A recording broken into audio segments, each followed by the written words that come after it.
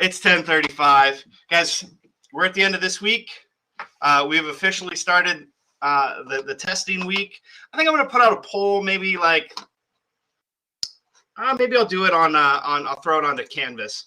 And you guys can just message me like what dates you're testing. That way I have an idea of what our class sizes are going to look like. Yeah, hey, welcome to Sock Talk, Kiyoshi. No, we're not. We're gonna review Unit 2 today. So there's your Pear Deck link, guys. Want to get rolling and logged into that, and we'll get going.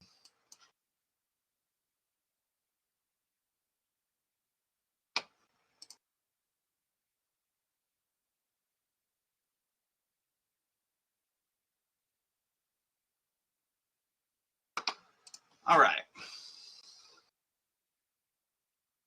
Let me just shake out of the screen here. I won't forget to do that today. Kiyoshi, you came in later. Don't worry about it, man. All right. So we're on Friday. We're on the Friday of week 10 here. Got your Pear Deck. Again, I posted that. I'll probably post this link every day. That way you always have access to it. But this U.S. History Test Prep site, guys, this is where I've pulled pretty much everything. And it's amazing, in my opinion. For review for this test, this has so many good resources. And if you click into it and just do a little exploring on your own, there's all sorts of different stuff. Like, if those Quizlets have helped you in this class in the past, they've got it for here. They've got articles, they've got study guides, they've got Khan Academy lessons. So like if the lesson I teach, if you don't think that's good enough for you, you can go and take another lesson on it. You can sharpen your skills. You can take a little quiz to see how you do on it. All sorts of stuff in this site that's just there to help you guys be successful when you take this test. So, take advantage of it. Go through it. Look through some of the stuff. Maybe take an hour, look at it, and then go log it in this offline tracker as you were prepping. Cite that website as what you were using. Show me a little bit of evidence that you were on it.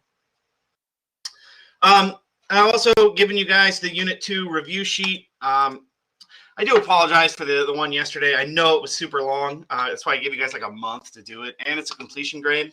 So this one, it's a little shorter. This one's like 14 pages. But if you actually get into it and look at it, it's not that much. Like, it seems like a lot. I know. It's like, a 14-page review sheet. Great. Over an entire unit. Great. But it's like some of the questions are just really basic stuff, and it's not a lot. I promise you, it's not that difficult. Okay. And again, you have a month, and it's a completion grade. That one's due on the April 25th too. I said pretty much everything's due once we get back from spring break. Okay. Unless I say that beforehand. Like the workbooks, normal. These review sheets. All right. What's filling up your bucket today? What's draining your bucket today? Man, I think for me, for sure, it's Friday. I need this weekend. Need it. It's one of those weeks for me, I think. I think it's like that for a lot of people. Like my wife is having a week. My kid is having a week. He keeps not wanting to go to bed till like midnight, and then he wants to get up between 1 and 4 a.m. every day and just run around the house and make noise while everybody's asleep and scare the crap out of everybody. And then just full of energy at 4 a.m. And it's like, what are you doing, dude? What are you doing with your life? So that's what's draining my bucket this week.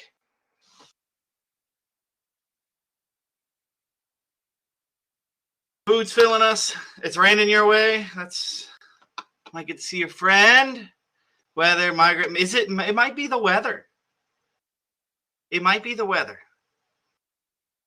I hope you feel better. Oh, you're testing Monday, Mia.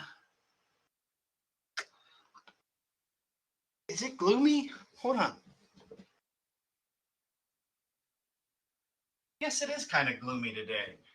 When I was driving my son to my parents' house this morning, it was like really nice. And I was like, oh man, it's going to be a great day. Apparently it's all gloomy. All right.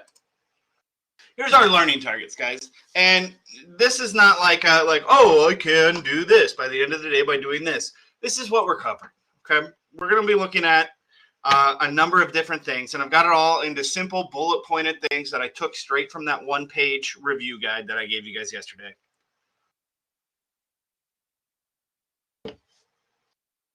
We're going to be looking at the rise of corporations, heavy industry, mechanized farming, that industrialization of the Gilded Age. That's what we're going to review today. We're going to look at the social and economic effects of that industrialization and the influence of growth on organized labor. We're going to look at how immigration and internal migration and urbanization transformed American life. We're going to look at institutionalized racist practices in post-Reconstruction America. So Jim Crow laws, things like that. And we're going to look at the success of progressive reforms during the late 19th and early 20th centuries and the problems associated with industrialization, urbanization, and political corruption. Ben, me too, bro. All right. So during this time, as we should all know, the United States switched from an agrarian to an urban industrial society. Remember, agrarian, this word here, that's kind of a funny sounding word. It means agriculture, right? Okay?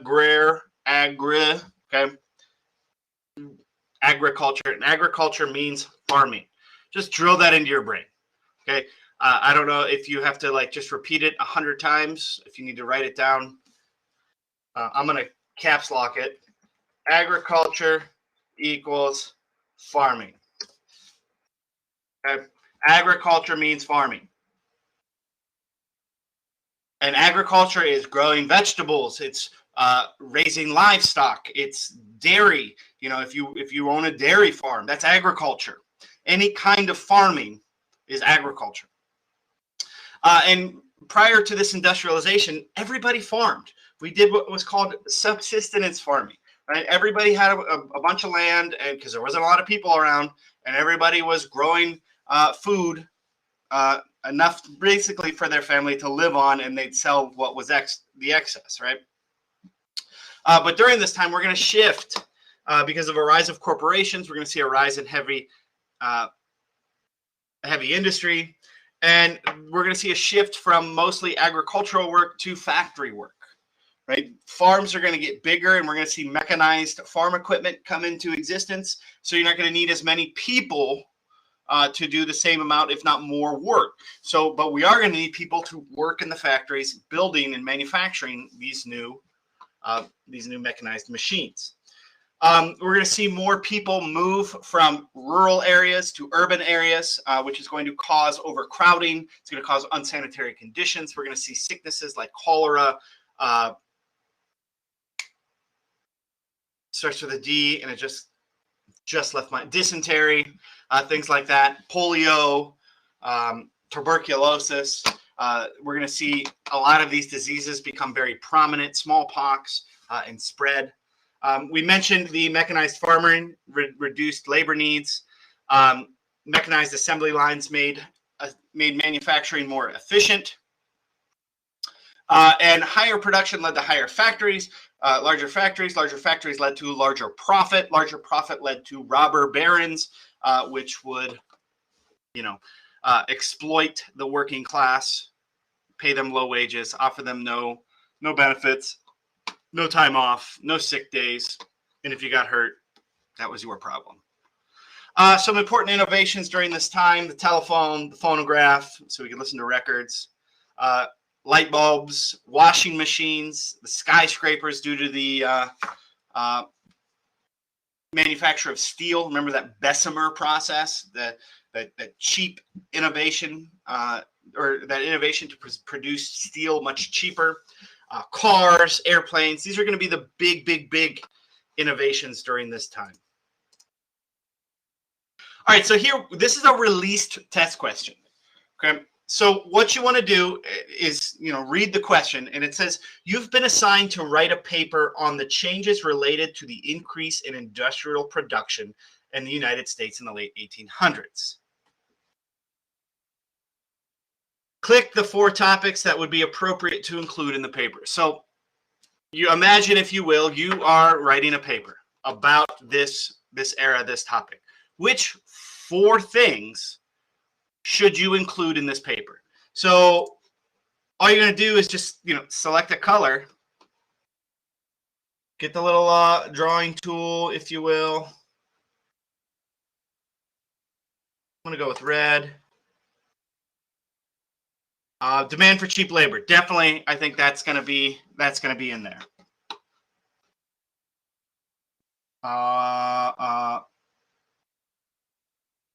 Increase of agricultural workers, probably not. That's going to decrease. Growth in factory job opportunities. That's definitely something I'm going to include there.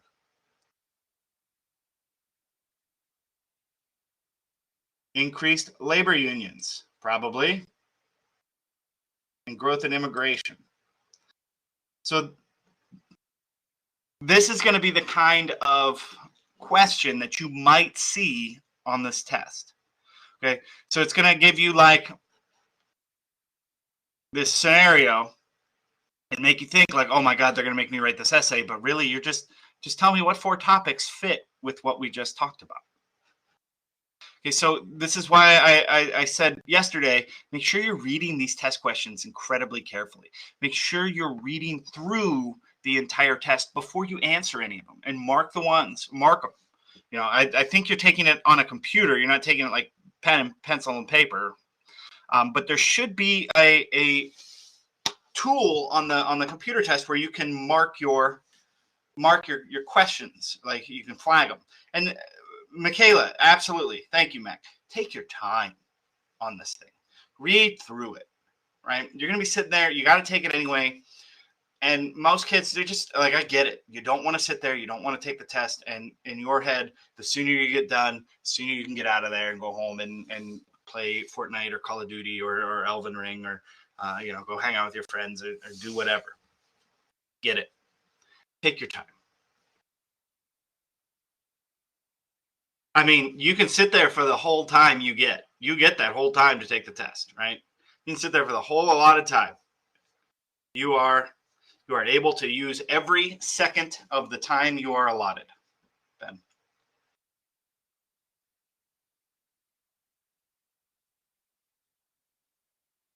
Ashley, I'm with you. I'm right there with you. All right, let's move on here.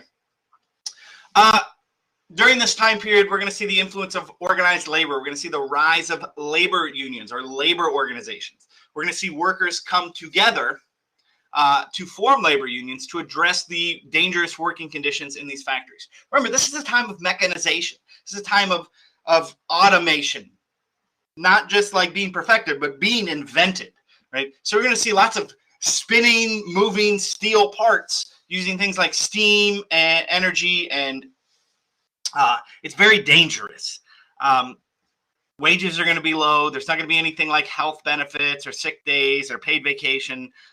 There's going to be no workman's comp. And we're going to see millions of Americans get injured on the job with no safety net, nothing to back them up. There's no welfare. There's no disability at this time. You just better hope you have a family that can take care of you. We're also going to see a significant rise in child labor in factories because of this. Wages are low. So you could go work 70 hours, 60, 70, 80 hours a week and not make enough to support your family. So your wife would have to go to work. And because wages are so low, you still can't make enough. So you would send your children to go work in mines and factories and do all of these dangerous jobs just to bring in enough money to support the family. We're going to see labor unions have a lot of successes, right? We can thank them for things like holidays, vacation time, sick leave, workman's comp, disability, health insurance, or benefits like that, retirement, pensions, stock sharing. All of these are accomplishments of labor unions. Okay? We're going to see a lot of violence, though, against organized labor. The Great Railroad Strike, the Haymaker Riot, the Homestead Strike, the Pullman Strike. All of these strikes were where labor unions, workers went on strike, and the factory owners and the mine owners, or the U.S. government, they either contracted out private armies like the Pinkertons, or they actually sent in National Guard troops and used labor or used violence against these labor strikes to break the strike. As we mentioned, urbanization in this time, it's also migration is going to be prominent during this period, as well as immigration. Right, this is where we're going to start to see, prior to the 1880s, a large amount of Chinese immigrants are going to be coming in on the West Coast until the Chinese Exclusion Act. And then we say no more Chinese for 10 years. And we're going to renew that every 10 years until 1943. And we're going to see millions of immigrants from Europe, particularly Poland, the Ukraine, Ireland, Italy, Germany, all going to be flowing in through Ellis Island in the east to find all of this new opportunity in America because of all of these new factory jobs, because of all this industrialization. We're going to see people move to the cities, which that's urbanization, when people move from rural areas to urban areas, because that's where all the factories and the opportunity were. The Great Migration, we're going to see African Americans flee the South to escape segregation because there's better job opportunities, there's more job opportunities, there's more tolerance than in the South. We're going to see cities become the centers of commerce. We're going to see them start to build taller buildings, skyscrapers. They're going to acquire land. We're going to see transportation like trolleys and subways and urban trains built in these cities, as well as the development of automobiles, which will lead to the development of suburbs, right? Many of us live in suburbs of cities. If you live in like Westlake or East Cleveland or Parma, or I don't really know any of the other major suburbs around like Columbus. I guess like Scioto is one. I live in Northeast Ohio, so sorry. But these are all suburbs, so people moved out of the cities, and because of cars, they could drive into the city and then drive out of the city to where they lived after work. We're going to see, again, during the early parts of this industrialization period, westward expansion, right? We're going to see a high demand for people to move west, and who's living on that land? American Indians, Native Americans. So we're going to see more Native Americans displaced from that land in order to acquire more resources and more land for the United States. This is going to be a time of institutionalized racism in the United States. So we're going to see the redemption of the South after the Civil War. And that redemption is going to get repealed by the state governments in the South. We're going to see Jim Crow laws requiring segregation and limiting voting rights. And then the Supreme Court's going to hear Plessy versus Ferguson. They're going to affirm segregation and say it's okay for these southern states to pass these laws as long they can make separate bathrooms, separate schools, separate school buses, separate seating, separate restaurants, as long as they're equal. But they weren't, right?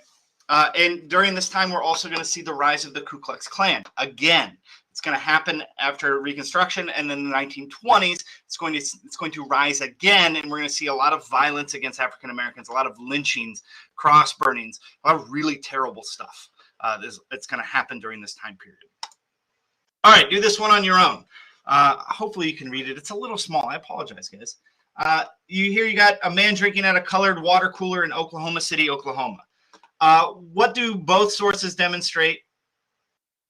What does this source demonstrate about the South in the decades following Reconstruction? So again, just I would take the highlighter here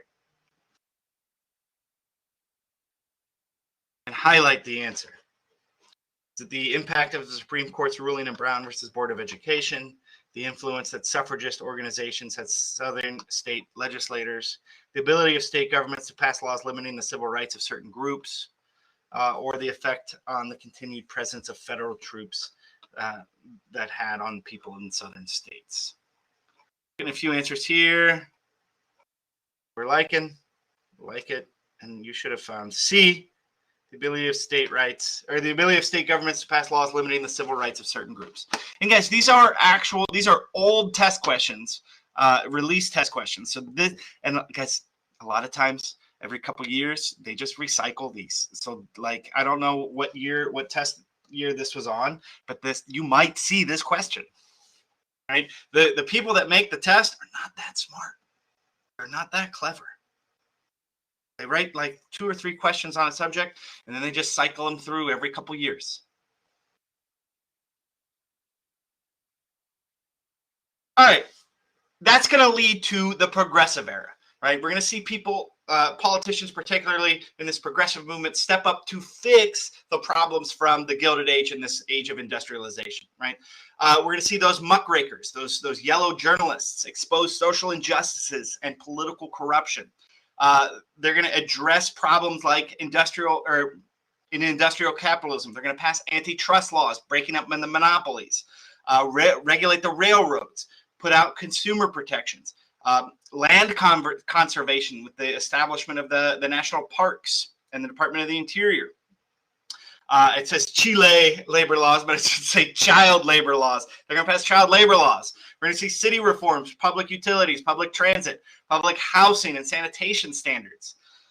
We're going to see these progressives fight political corruption. The government's going to make more democratic secret ballots. You're not going to see these political machines intimidating voters. Initiatives and referendums, recalls. So you're going to be able to vote for somebody. A recall election is where you basically say like, hey, we don't want to vote. We don't want you in office anymore. So we're going to recall the election and hold a new election. A referendum is like, hey, the legislator won't pass something that we want. So you go and you sign a petition, you get enough signatures, you send it into the legislator, and your issue gets put on the ballot. I believe a couple years ago, there's a referendum in Ohio for recreational marijuana.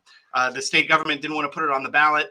The people that wanted it went around and they pulled a referendum. They got a bunch of signatures, and it ended up on the ballot, I think in 2017, which it then ended up, that referendum ended up failing. But it's possible. It happens. We're going to see a lot of political reforms and in primary elections. We're going to see the establishment of the Federal Reserve, which is going to control the money supply. So if you're paying attention to what's going on today with the inflation and all of that, you're going to hear about the Federal Reserve. We're also going to have 4 amendments passed during this period: the 16th, 17th, 18th, and the 19th Amendment. 16th Amendment is going to be the federal income tax. So some of you might be filing taxes this year, or your parents are. 17th Amendment is going to be the direct election of U.S. senators. 18th Amendment is prohibition of alcohol. 19th Amendment, this is probably the most important one that you have to know: women's suffrage, women's right to vote. So, rapid industrialization in the U.S. in the late 1800s led to significant changes in business organizations. Justice Barrett of the Supreme Court of New York described the impact of one of these powerful new companies in the sugar industry. It can close every refinery at will, artificially limit the production of refined sugar, and enhance the price at the public expense. How did reformers propose that Congress respond to this type of powerful new business? And this is kind of what's going on with the gas prices right now, guys. This is literally the same thing. You've got oil companies profiteering off of war in Ukraine, while the cost of a barrel of oil is $30 cheaper than what it used to be. But gas prices are at an all-time high because nobody can force them to lower the price. I'm seeing a lot of labor union choices, guys, but the answer is they pass antitrust legislations. He's talking about monopolies.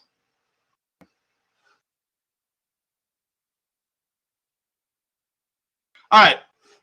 Finally, guys, I know it's 11. I appreciate you sticking around. Check out these assessments. These are just links, and they quiz you on all 3 parts of the lesson. I think in total, it's 24 questions between all 3. I think one is like 12 questions, one is like 7, one is like 5, something like that. But give it a shot, give it a try, and check out the review sheet. Okay? You guys have a great weekend. If I don't see you Monday because you're testing, good luck. Do your best. I believe in you. I know you can do it. Take your time. Get a good night rest. Eat a good breakfast. Just do your best. All right? You guys have a great weekend. Don't forget about target sessions at 12:30 and 2:30. If you need help, if you need to go over anything, if you don't understand something, that's the time. Okay? All right, guys. Have a great rest of your day. And keep a lookout. I'm going to put out a poll. I want to see what days you're testing. Okay, I'm going to make that up. I'll put it out as an assignment, probably in like a Google form or something. I'll post it on Canvas later today. All right.